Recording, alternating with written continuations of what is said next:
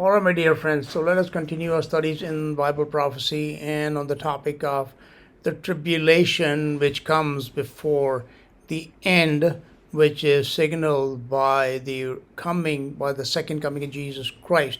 That is the end of this present world and the arrival of Jesus' kingdom, which is going to be birthed after a series of very catastrophic and destructive events in which there will be great loss of life. Something like 90% of the people in this world will die off, and also the earth itself will suffer catastrophic destruction, so that even the geography of the whole earth is going to be changed. Now, last week we had done some studies on the meaning of the word tribulation. Today I'm going to talk about what are the signs of the beginning of sorrows. In Matthew 24:8, Jesus, prophesied certain things, and he told us that those are just the beginning of sorrows. The word sorrows means birth pangs, and what is being birthed will be the kingdom of Jesus Christ on earth. So before that kingdom is birthed in, as during a natural birth, there is much pain and suffering that the woman must go through who is in labor. This world itself is going to go through similar birth pangs, but we must keep in mind that just as a woman's labor progresses in stages, begins slowly and then intensifies and is the most painful right before the birth, that is how the end of this world is going to come. So what are the signs of the end of the world, from the beginning of sorrows to the arrival of the visible sign of the Son of Man up in the heavens above the earth? So there is a whole series of signs which we can list, which we can document just using the book of Matthew chapter 24. And as we shall see, that is quite an extensive list. It is very, very, fashionable in these days, because there is a war going on in Israel, which is just a regular occurrence. Every couple of years there's some kind of war breaks out there. Nothing new. I've been, since in my days on this earth, since the 1970s, I have seen it like all the time. There hardly is ever a time when Israel does not have some type of war or some type of conflict going on. And every time that happens, prophecy teachers keep out and come out, and this is the end, this is the end, this is the end. But those are not the signs that Jesus told us. He didn't say, look for a war in Israel or in the Middle East. No, he gave us some other signs. That is the signs that we must watch for. Jesus told us to watch and pray. What we watch for are these signs to be fulfilled on the earth in this world, and that we do not get deceived by all these fake signs that all these fake pastors and teachers in prophecy, prophets are going to be, false prophets are going to be shouting out from the rooftops, as I've heard them do since the 1980s, since I became a Christian in 1984, and over 40 years now, the same is repeated. It's like a broken record that just keeps playing the same tune over and over again. So let's start listing all of the signs, because if we know what signs to watch for ourselves, then we are not going to be deceived. The first sign that we watch for is deceptions, because Jesus began his teaching by saying, take heed that no man deceive you, for many shall come in my name, saying, I am Christ. Do not be deceived and do not go after them. Okay? So deceptions concerning the timing of Jesus' second coming.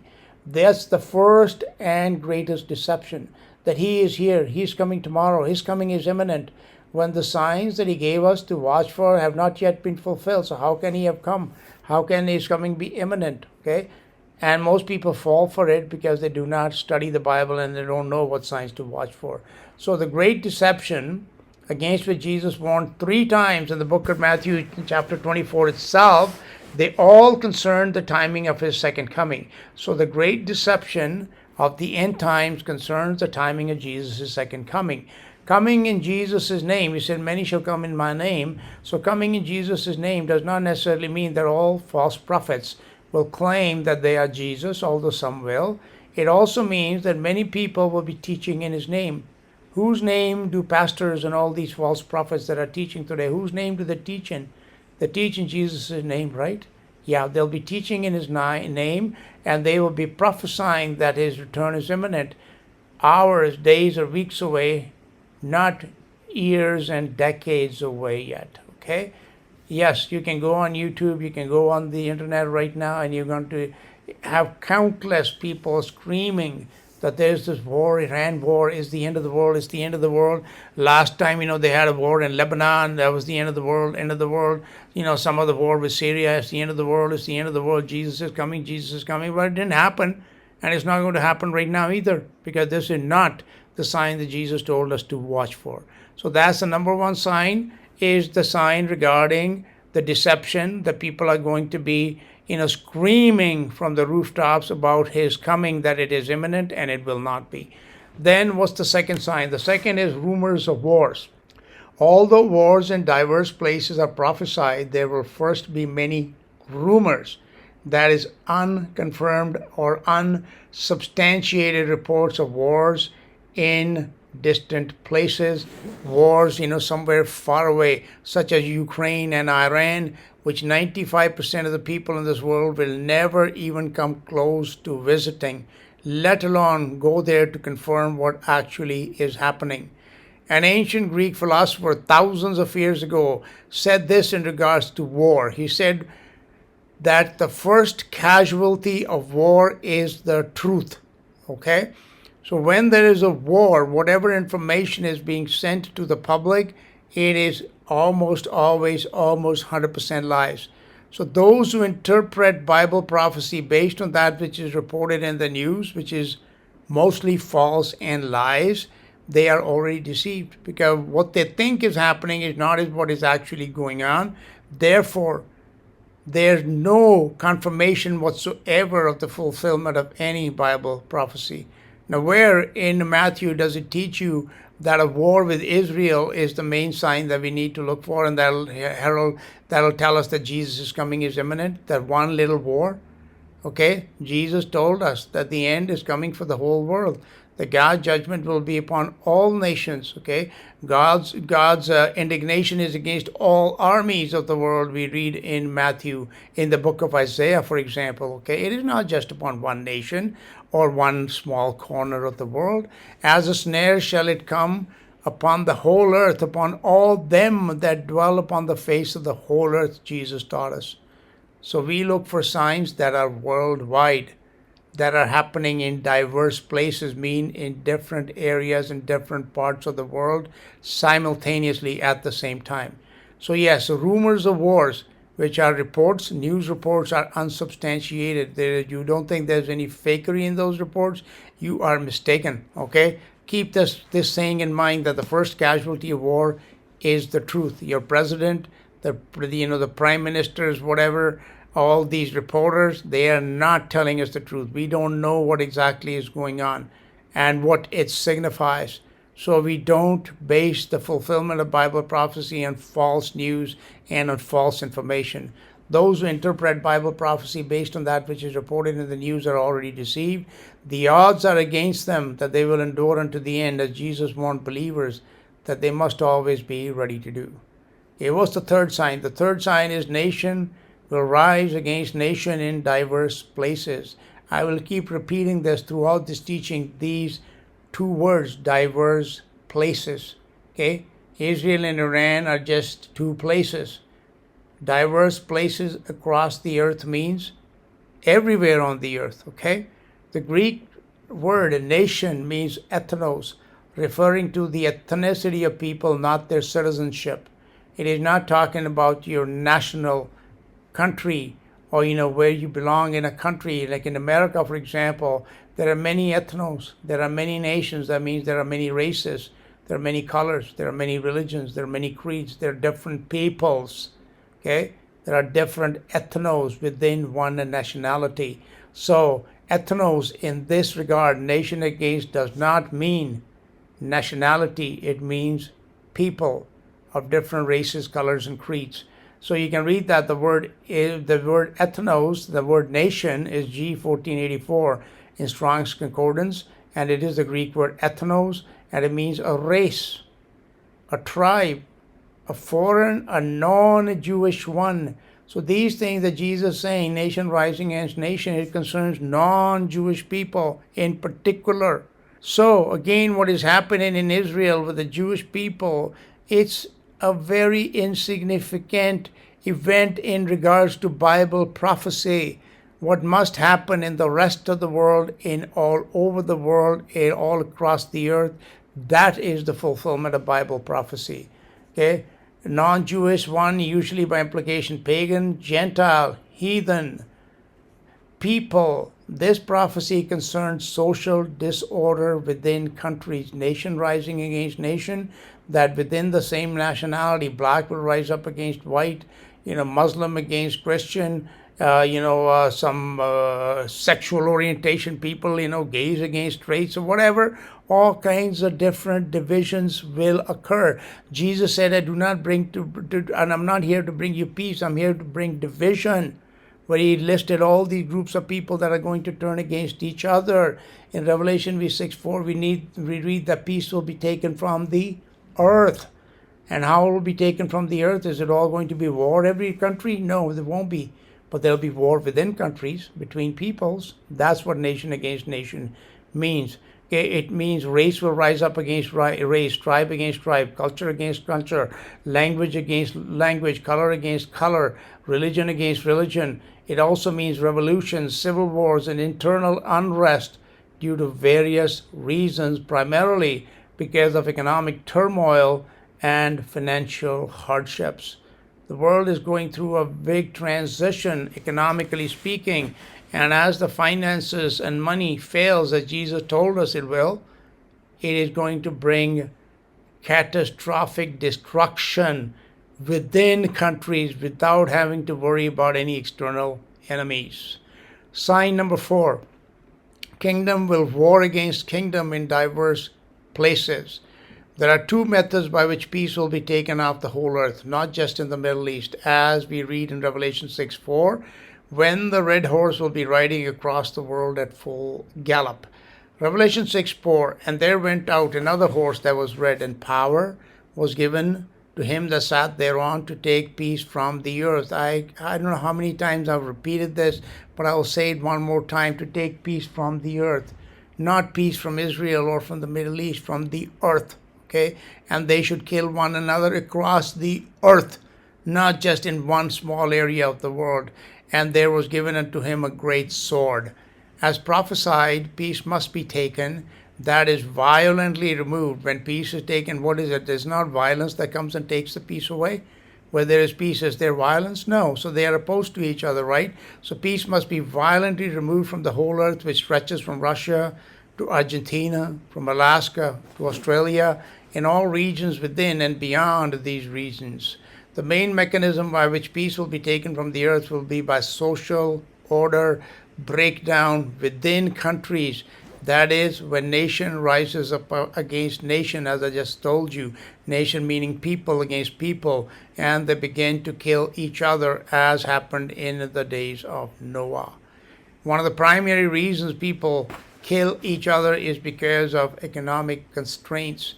Because when money fails and people have nothing left to eat, and if they have no hope, they turn upon each other and they become into literal zombies. And that's what is coming, is a zombification of the world, which was what is happening in the days of Noah. And that's why it tells us in Genesis 6 that violence filled the earth. Those days of violence, when peace was taken from the earth, what will be left? Violence will be left, okay? A second way by which violence and killing will spread in many regions of the world will be by warfare between countries. So I'm not saying that countries will not be at war, but the killing itself will be also within the countries of people killing their own nationality, but then there will also be wars between different nationalities, and they will kill each other as well. Okay. A second way by which violence and killing will spread in many regions of the world will be by warfare between countries, as symbolized by the great sword that is given to the red horse rider. It's a mega sword. Sword signifies warfare, between countries. So we have 2 types of warfare. One is internal and one is external. Wherever in the world you happen to be, violence will be experienced in your area, either through internal problems or from external enemies. Internal violence is the meaning of nation against nation, and external warfare is the meaning of kingdom against kingdom. Okay, that's what the difference is, that nation will rise against nation and kingdom against kingdom. There is a difference in the meanings of nation against nation and kingdom against kingdoms. Sign number 5, famines will occur in diverse places. Again, I repeat, diverse places, because you must see these signs worldwide, not just in one. Get your eyes off what is happening in the world out there. Put your eyes on where you are, on the ground where you are. You must see at least one of these signs fulfilled in your areas, okay? You must be devastated by some type of, social disorder, civil war, revolution, people, just going ape upon each other, people just burning cities down. That must happen. Or there will be famines, food shortages, hunger. You will see that on a scale, even in rich, fat countries like America, which they have never seen before. Famines will occur in diverse places. The word famine is G3042. It's the Greek word limos, and it means through the idea of destitution. I want you to keep that in mind, because I'm going to come back to it. A scarcity of food, dearth, famine, hunger. Strong's Greek dictionary defines the word limos, which is translated as famine, as a scarcity of food brought about by destitution. What will cause destitution in major parts of the world, in major countries, which are even rich, considered to be rich in this world? The answer is economic crises, which will lead to unemployment and eventual economic collapse, leading to social disorder, and thus fulfilling both the nation against nation prophecy and the prophecy of worldwide food shortages, like we read in Revelation 6, where the third black horse goes riding, and, it says, measure of wheat for a penny and 3 measures of barley for a penny. That food itself, have we heard about food inflation in the news of the last few years? Food gotten expensive where you live? Wait, you ain't seen nothing yet. Worldwide food shortages eventually leading to mass famines. So until you see one or more of these signs fulfilled in your home where you live, do not go after those who tell you that a rumored war somewhere far away means the fulfillment of all Bible prophecy concerning the end of the world. Take heed to Jesus' warnings and do not be deceived. The end is not yet. Then sign number 6, pestilences will come in diverse places. So pestilence is G3061. The word is loimos, and it means a plague, literally the disease, okay? Pestilence means deadly disease or a plague, such as the Black Plague in Europe and the Middle Ages, which is, again, rumored to have killed like a quarter or half of Europe's population. We don't know the reality of what happened, but we do hear stories about this Black Plague. There was a plague in Egypt. There have been many plagues in the Bible that we read about, and what it means is deadly diseases will ravage the world in different regions of the earth. The word pestilence is related to the word famine in the sense that it also implies destitution. Wherever there is a great shortage of food, diseases run rampant. Violence leads to hunger, hunger leads to disease. So in those areas of the world that will be ravaged by war and famines, diseases will follow and will kill multitudes. Once again, let's keep in mind Jesus' exact words that all these judgments of God will befall the entire world and will come upon all them that dwell on the face of the whole earth. Sign number 7, earthquakes will devastate large areas of the earth in diverse places. Because people neglect the 2 important words in Matthew 24:7, the words diverse places, they are deceived into believing that one event, such as a rumored war in a distant land, means the fulfillment of the end of the world prophecies, implying that Jesus' second coming is at hand, when Jesus himself warned, after the world has experienced destruction on a scale not seen since the days of Noah, it will be the beginning of sorrows. It will just be the beginning of sorrows, nowhere near even the middle or the end of it, okay? Just the beginning, but it will not be yet the end of the world. The word earthquake is G4578, seismos, okay? From which we get English words such as seismic activity, etc. And it means a commotion or a shaking, okay?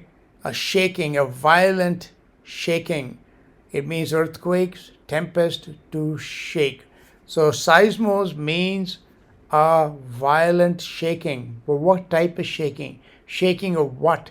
This is what you need to keep in mind, okay? The earthquake is not just limited to the ground. This word seismos means a violent shaking, not just of the ground, but also of the air and of the waters. So it refers to natural disasters off the ground, which are earthquakes, for example, or it could be like, big sinkholes opening up, all kinds of things related to the ground. Okay. It also means a shaking, of violent shaking of the air, storms, tornadoes, hurricanes, cyclones, and such, and of the water, floods, tsunamis, deluge, as we read about in the Bible. This is the complete meaning of the word seismos. It's a shaking of every region of the earth, the above, the ground, and the waters below. These storms and this shaking will be of a far greater magnitude than anything experienced in recent times, or I would even venture to say since the days of Noah. And these disasters in different forms, whether it's the ground, the air, or the waters, will attack the earth from above and below, but more importantly, it will happen in the diverse places of the world. Okay? Worldwide. Keep that these signs are not limited to one small area of the world. It is spread all across the earth. Jesus said, as a snare shall it come upon all them that dwell upon the face of the whole earth. So he left no area of the earth untouched, and he left no people, because he said it's come upon all them that dwell on the face of the whole earth, no matter where you're dwelling.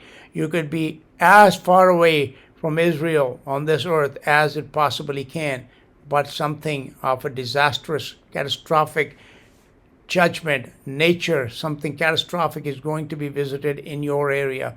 That's why you don't need to look far away. You look at your own home. Okay? So these 7 signs that have been listed here are merely the beginning of sorrows, the beginning of the birth pangs. This is not even the middle or the end of sorrows, when the kingdom of Jesus on earth will have been birthed. Ask yourself these questions.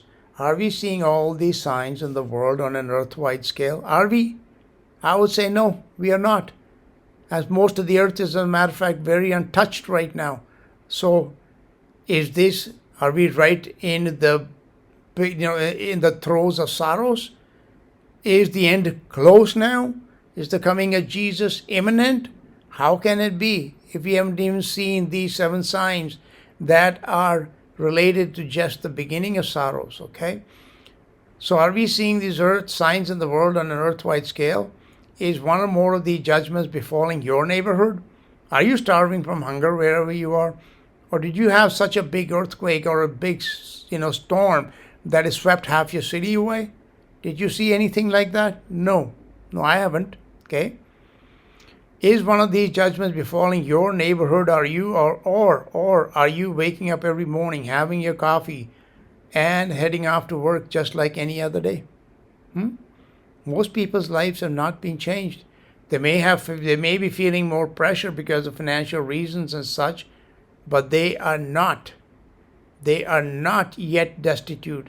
They are not yet suffering from one or more of these judgments in their world, which is the area where they live, okay? Bible prophecy is quite clear as to what signs we need to watch for, and more importantly, where we should watch for these signs. Well, where you watch for these signs is in your home, in your neighborhood. Although God will show signs in the heavens, and there will be other signs, such as deadly persecution of real Christians, as experienced by believers in the book of Acts. The signs that I've listed for you that will signal the beginning of sorrows are so clear when we keep in mind that one or more of these destructions of life and property must be experienced in every corner of the earth by all them that dwell on the face of the whole earth, and at least a quarter of the earth's population must die off in a very short period of time, leaving behind a destitute and devastated world during this phase of the tribulation, which is called the beginning of sorrows. That's just the beginning, okay? And that'll just be the beginning. It will not yet be the end. Jesus said that many times. This is not yet the end, okay? Go you not after them that are telling you this is the end. Don't follow them. Okay, the beginning of sorrow stage of the tribulation will be far longer than 7 years, and will be followed by the middle stage and then the last stage of the end. The entire length of the tribulation will be closer to 40 years, not 7 years. And those who believe in the 7-year tribulation teaching are already deceived and most likely will not endure unto the end. Jesus gave us one particular sign that will prove beyond doubt that the coming will be very close. Okay, and we will continue with this study. Okay, we will continue with the study with all the other signs that must be seen before that one final, unmistakable sign will be seen, not here on the earth, not in the inner chambers, not in the desert that Jesus warned us about, but up in the heavens. So, thank you, my friends. Keep studying, keep watching, and praying, and God bless you all.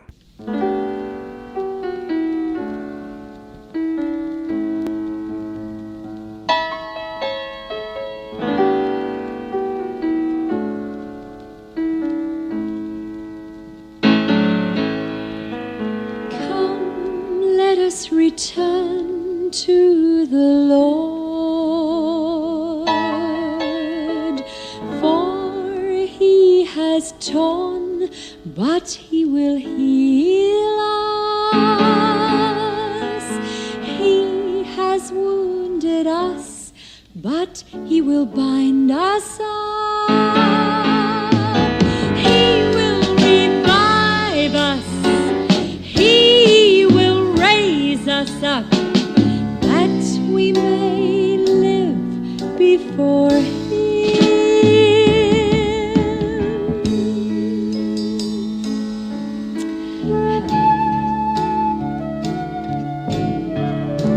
So let us know,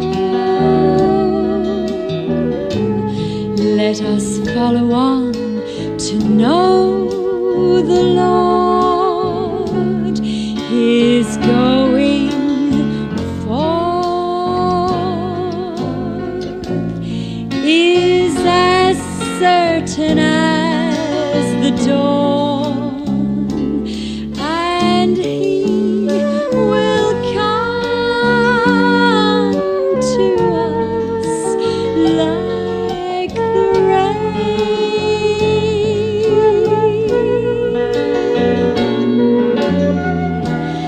like spring rain watering the earth. So let us know, let us follow on to know the Lord is going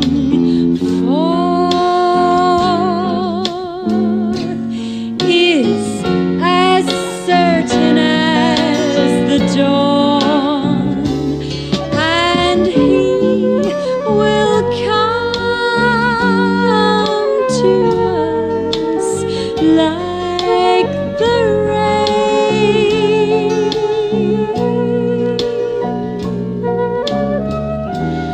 like spring rain watering the